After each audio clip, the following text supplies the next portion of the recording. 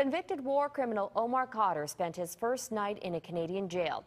Unscrupulous Canadian journalists and politicians refer to him as a self-confessed war criminal. But his lawyer, Dennis Edney, argues that he is a victim of war who, at the hands of genuine war criminals in Western governments, has been unlawfully incarcerated, tortured, and denied basic civil liberties. Omar Khadr, who is a Canadian citizen, was kidnapped at gunpoint from Afghanistan when he was only 15 years old by US occupying forces. He was then taken to the controversial Guantanamo Bay prison camp, where he spent a decade of his life without due process. And now the Harper government is making the child soldier spend more time behind bars in Canada.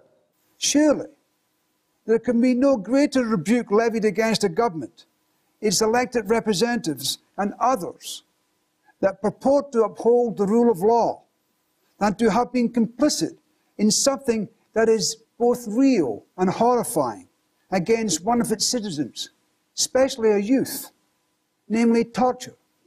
How we can allow a child to remain in Guantanamo Bay without saying anything, how we could allow a place called Guantanamo Bay to exist without making some protest. We cannot talk about ourselves as law-abiding people when that type of actions are not challenged. The Harper government waxes lyrical about law and order, but when it comes to Omar Khadr, argues Edney, the Harper government has consistently flouted the law and refused to comply with rulings of the Supreme Court of Canada. Involving Omar Khadr, the Canadian Supreme Court, in a major rebuke, ruled the US treatment of Omar Khadr in Guantanamo Bay contravened the International Convention on Torture and the Geneva Conventions, and that Canada was complicit in that torture. Well, the Canadian government is following the same path as the American government. They talk about international law, but they don't follow it. Omar Khadr was entitled to all types of international protection. The Convention on the Rights of the Child, the Convention Against Torture.